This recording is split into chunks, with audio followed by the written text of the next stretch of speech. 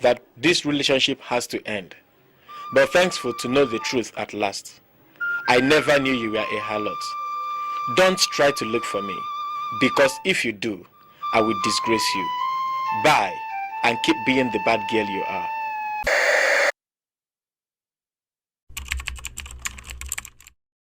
Hello everyone and Happy New Year! So we're starting the new year with a blast from the past, and we're taking a trip down memory lane looking at 2000s Nollywood. So last year I wrote an essay on Nollywood's portrayal of women and how that industry has morphed our perception of womanhood and femininity in a very patriarchal and, dare I say, misogynistic Nigerian society. And I do argue that it's had an everlasting impact on our perception of gender roles and how women are generally perceived. And from what I can see online, gender relations are just at an all-time low. Misogyny is rife. Nollywood is a very, very interesting industry. I found that Nollywood was actually used to propagate a lot of religious propaganda. And this was because a lot of their films were actually sponsored by certain religious organisations. But that is a topic for another day.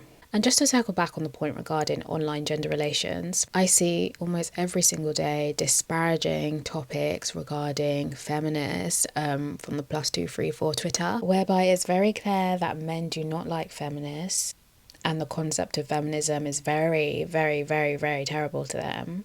Even God himself in Bible says, he carry woman like this, he can't put man over her. Mm-hmm. If you like, no book more than me, I should be able to tell you, say, madam, sit down here. But technically, a woman cannot tell a man, sit down there. And some Nigerian women as well do not like being called feminists. Quite a lot of them don't even want to be labelled or associated with feminism. And you know what? It's nothing to be proud of, and there's a really big cause for concern here. To me, it really does signal a lack of education around really important concepts and school of thoughts. And to some extent, the desire to be perpetually stupid. Anyways, I digress. I Never Knew You Were a Harlot, revisiting Nollywood's portrayal of femininity and womanhood in the early 2000s. Boy, if you say you want soji, if you say you get strength, I don't know if you sabi the desperate chicks. You what a why no baby, can I try hey you, man, tell mama, yes you refugee, welcome back here, happen that one. I shouldn't cap and let it win. If we get it from, you get what I do with them. Oh yeah, man, I ain't a wash your cap and let it win. I shouldn't cap and let it win. So, media has always been influential in shaping our worldview. They often reflect our social, cultural, moral, and political views at the time of its creation. It has the ability to really shape the way that we think, our perceptions. They can reinforce our stereotypes, or they can even disable it. I cannot express how influential media is in shaping our attitudes for better or for worse. So, how did Nigeria's very own Hollywood come about? Coined by the New York Times in 2002, Nollywood began crafting its own narrative in the 1960s following Nigeria's independence. The 1970s was a very, very good time for Nigeria. There was an economic boom, so there was a lot of money. This was fueled by oil and also foreign investments. And throughout the country, cinemas began to emerge, particularly in Lagos, showing a wide range of international and also domestic movies. And in the 80s, iconic TV shows like Papa Ajasco by Wale Adenuga gained so much popularity all over West Africa. Legendary filmmaker Adelove was one of the trailblazers of Nigerian cinema. He made the 1983 classic Taxi Driver, which starred Nollywood legends such as Jide Kosoko, Lanre Hassan, and Oga Bello. Funnily enough, in this context, this film is rather unique, and that's because it was actually a quality production. I'll probably insert a little clip for you to see, but it was produced very well. Adelove Films presents a satirical and bold representation of the 1980s, Taxi Driver 1. Moji Jacobs, I love you, Moji darling. I need you. To be fair, this era did have quality producers, such as Herbert Ogunde, Tunde Kalani, and of course Adelove, who I've already mentioned. And honestly, for those who want to gain a lot more cultural awareness about Nigeria, and also for those who are Yoruba and want to gain a lot more knowledge, those producers, yes. Go back and watch their movies. They are not the trash garbage that you see today. So in the early mid-1980s, there was a downturn in good quality cinema. And this was because of a combination of economic and political challenges. The devaluation of the naira, widespread economic and political issues caused traditional cinema and good quality cinema to really struggle. This was around the infamous Ghana Must Go era, where President Shagari sent Ghanaians home. Very few Ghanaians have been able to reach Ghana because Ghana has closed its borders. Long before we made our announcement asking aliens to go out. As a result, the film industry had to shift to a more affordable way of producing movies. And this marked the rise of low-budget movie productions shot on home video. And after they were shot, they were directly distributed to local markets and on the TV. So the rise of the low-budget home videos that we typically associate with the 2000s Nolly came about in 1992 from the film Living in Bondage, which set the precedent for low-budget video film. Living in Bondage told a story of a man who actually used his wife for money ritual, and as a result of his karma, he was tormented vigorously for the rest of his days. And for many years later, Nollywood would continue to produce these type of movies with the same social and cultural themes, which typically looked at religion, love, witchcraft, and just general social and moral issues. To God be the glory. Today, Nollywood stands behind Bollywood, producing over 2,500 movies annually. In fact, Nollywood is one of Nigeria's largest employers. Even Aishaayanx had his own little stint from Nollywood. I just love to see you dance. It reminds me of someone. Someone? Who? So before we get into it, let's look at Nigeria's patriarchal framework and its impact on women. I spare no words when I say Nigeria has a very patriarchal and misogynistic culture. It's not just cultural, it's not just societal, it's very much institutionalized in the framework. There are a lot of systemic and rigid gender roles that dictate the lives of women in Nigeria. There are restrictive widows' rights. FGM is still very much prevalent and alive. There are unequal property rights as well. Inequalities range from being part of the constitution, also Islamic law and customary law. And political representation is also terrible. In the House of Senate, there are 109 members. Now please tell me why only 4 of them are women. Natasha, in the chamber, you have to be recognized before you speak. Oh, pardon me. Yeah, we are not in a nightclub. And the icing on the cake, the religious overtones that tend to propagate patriarchal norms don't help the situation. If you are sitting down with your husband in a meeting, and your husband and they're asking questions, woman, shut up, keep quiet. Hallelujah. And you know what? Nollywood did not hesitate to reflect and uphold these norms in their movies. Women in Nollywood. Once an ashewo. In the 2000s era of Nollywood, women typically had the same archetype. Homemakers, mothers, devoted wife, prostitutes, femme fatales, you name it. I love me an Nollywood baddie, the Genevieve, Omotola, Rita Dominic, but when you take a look back, they were devoid of any kind of nuance or character complexity. A 2017 study revealed that only 30% of female characters in Nollywood were portrayed as professionals and intellectuals. Women who were actually portrayed as career ladies, intellectuals, professionals, had a very troubling narrative bias. As a result of that, they were also portrayed as neglectful mothers, insubordinate wives, and just not very great. For instance, in the film The Bank Manager, the protagonist is a busy career woman. She's married and she has 2 children. She's kind of just portrayed as someone who doesn't really have time for the home, her kids, her husband, and she just cares about work. And in the movie, she complains to her brother about the sexual relationship her husband is now having with the housekeeper, for which her brother responds by saying, "If you had settled down and raised your family at home, this would not have happened." Interesting. So what this silly storyline actually reinforces is the notion that pre-subscribed gender roles need to be observed. If not, your marriage may fall apart, your home may fall apart, your children may fall apart, and everything is your fault. I've also found a very interesting play on these type of narratives. There's a lot of stigma attached to the redistribution of household duties. So men who assume traditional household duties, be that cooking, cleaning, looking after the kids, they are portrayed in a very deviant and perverse light. And I believe it's supposed to make us viewers think, this isn't right, he shouldn't be doing that. Things like infidelity, abuse, they are presented as a test of marital endurance. And usually in such circumstance, the man repents and the woman extends grace. Because as a woman, why would you want to be single and divorced when you can just take back your good-for-nothing husband? Okay, so few archetypes were really as iconic as the witch-like mother-in-law. And this was made iconic by Mama G, Patience Osokwa. Let this be the first and last warning. I don't want to see you near my son again.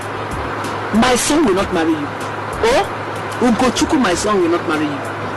You know you are not fit for our class in the society now. Hey! Poverty is a disease. My dear, your mates are giving their girlfriends houses, cars, big gifts. You are here giving your own card and flower. Oh, it's even plastic. But it was overrepresented in film. If you've watched enough Nollywood, you know how the story goes. So it's a very predictable narrative arc. These ladies, whether or not their son is happily or unhappily married, they are coming to intrude in their son's marital home. They are causing a ruckus. That's it. If you think you're having a good time at your husband's house, think again. In my research, what became very apparent is that when you strip it all back, these ladies are actually vehicles for championing patriarchal and misogynistic ideals.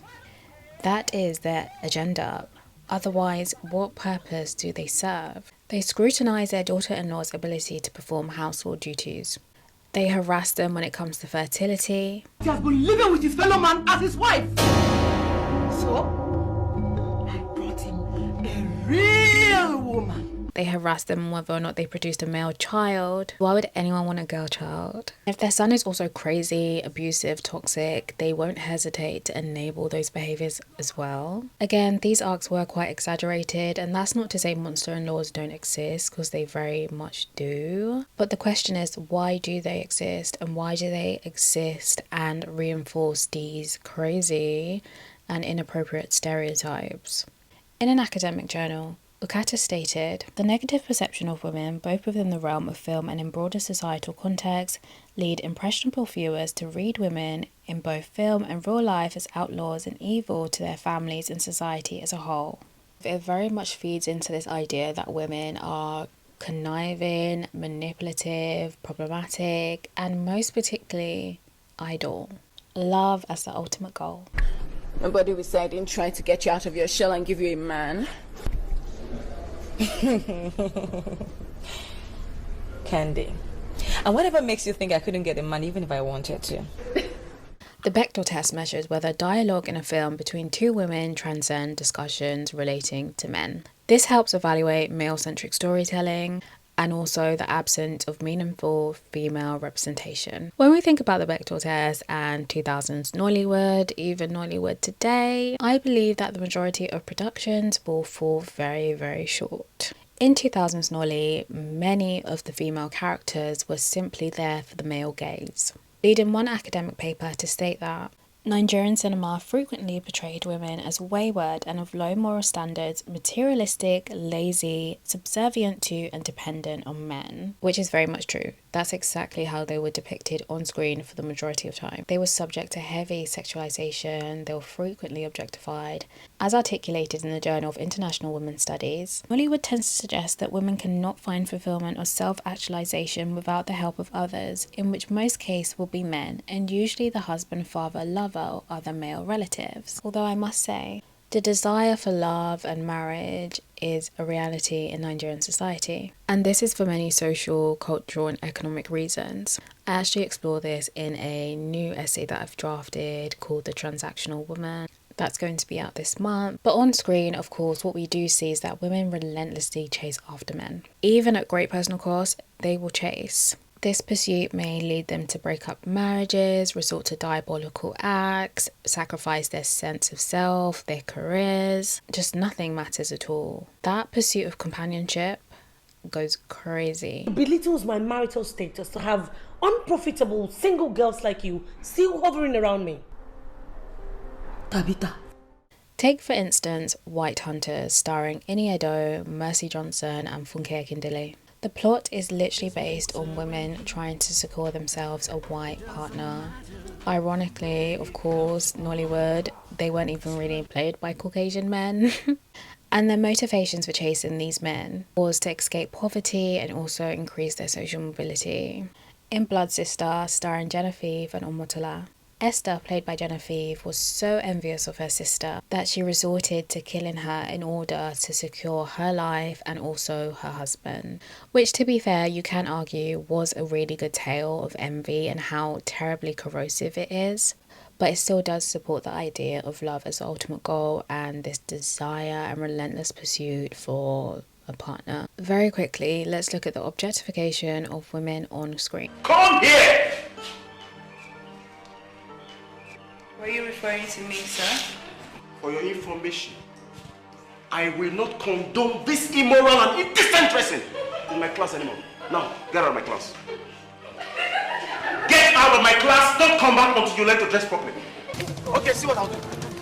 I promise you, just tell this girl to go home, change to something more decent. She will! If I see you anywhere just like this again, I am going to strip you naked. She will! Create a big scene, then everybody will see you. Wow. As said before, women on Nollywood were typically your seductresses, prostitutes, and generally just objects of male desire. Ed Hong observed, female objectification on film operates on 3 levels: through the camera, male characters, and the audience themselves. And these are usually done through really voyeuristic techniques. For example, the iconic club scenes that we used to see a lot. These scenes would literally last for about maybe 20 minutes on screen, and they tend to zoom in on female body parts, be that the chest, the bum, the waist. They were going to zoom that camera in.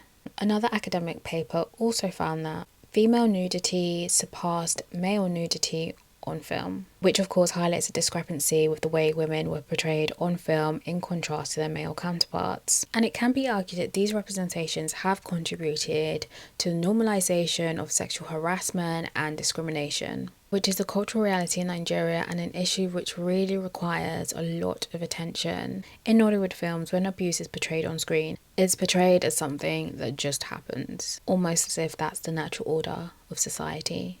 And it is just what it is. They're never really explored with much nuance and they don't really challenge it. Ah! You slapped me, you monkey! Marry me. My problem with these very silly films is that while women were pigeonholed into these tropes and caricatures of sexuality, time and time again, Nollywood failed to show us the realities that lead women into the shadows of men, the shadows of sex work, and all-round male dependency. Nigerian women face so many barriers to education, land ownership, and wealth, with women being 5 times less likely to own land in comparison to men. And despite making up almost half the workforce, women are disproportionately impoverished, and in rural areas, literacy rates are staggeringly low, with over 90% of women being illiterate. Overall, I think I've said this countless times, women are disproportionately disadvantaged in Nigeria. And these systemic issues constantly push women towards male dependency. And Nollywood really failed in addressing and showcasing this in any kind of nuance. Okay, so a few interjections. I know I discussed on-script sexualization, objectification of women, etc. However, one thing that I did not mention was actually the casting culture and also what happens when Nollywood producers are actually making these movies. So it's quite ironic because the objectification that we see on the scripts and that we complain about is actually something that happens off screen as well, in the process of actually producing these movies. So these producers, some of them are notorious. Yeah. Some of them, the girls have run away, the ones who have sense. Some of them give in and even tell their friends. And then, worst of all, you are casting a girl for a role. You're supposed to be earning from the movie. What happens when a girl acts in a movie, she's beautiful, and she had told the producer, don't pay me, make her the act they go. I mean, it's desperation. He also knows you're desperate. So he will invite you to his hotel and make it more. Casting couch culture is problematic for many reasons. Of course, sex or sexual favours should not be exchanged for roles or opportunities for any reason.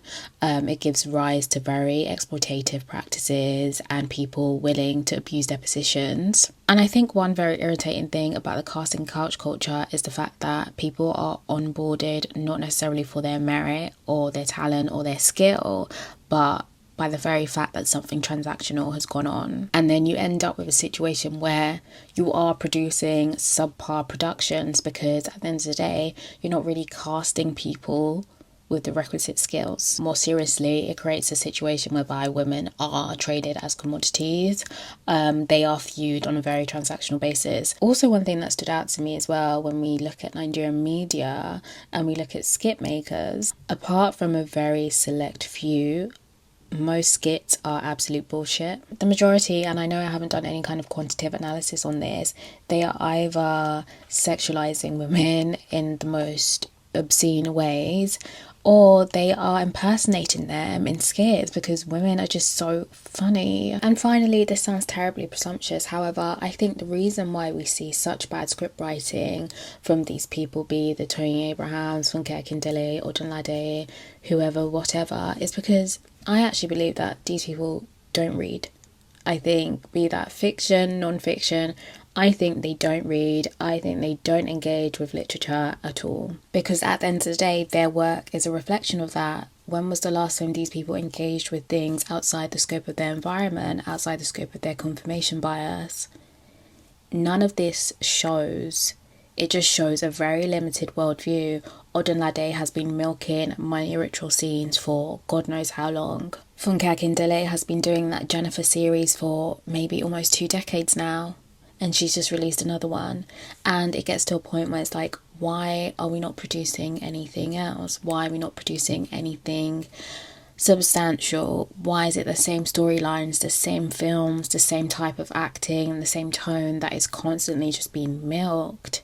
Is this the only thing Nigerian arts are capable of producing? And that's not to discredit others who are also doing a great job. However, I think I can almost die on that hill. I really don't think they read. To wrap up, Nollywood is changing. Contemporary filmmakers are making films with a little bit more nuance and depth, and there is better female representation on screen. Whilst they are making headway, they are still very far from the finishing line. Although the new Nollywood era is of course a lot better in production quality, which is always nice. But yes, the arts are so important, and I don't think we can ever overlook its impact on society. And Nollywood is such a huge cultural powerhouse in Nigeria, and it's consumed in very, very large quantities. So it's really important to constantly analyse what we're consuming and how that influences and shapes our belief system. Honestly, Nigerian media disappoints me. Popular discourse, be that podcasts, tweets, whatever, tends to regurgitate the trash Nollywood did. And it is really disappointing to see feminism being very much demonised by men and women alike, particularly amongst the younger generation who should be more knowledgeable and intelligent. Of course, Nigerian education is very whack in terms of being able to promote critical thought and independent thinking. And of course, one's cultural and social environment doesn't really help either. So now we're just left in a state of despair. In fact, according to Ododo, he states that most Nigerian men view women as inferior, derogatable opposites, prostitutes, sex slaves, confusionists, unreliable, and schemers. And from what I see some of the men say online, he tells no lies. And Nollywood too, count your days. You know what? There is no better Nigeria with these issues still on the table. There needs to be so much more infrastructure, political representation for women, better education for both men and women. And there's so much work to be done. Let me know your thoughts in the comments. You can follow me on Instagram and TikTok. I also do short version video essays on there too. And yes, I'll catch you next time.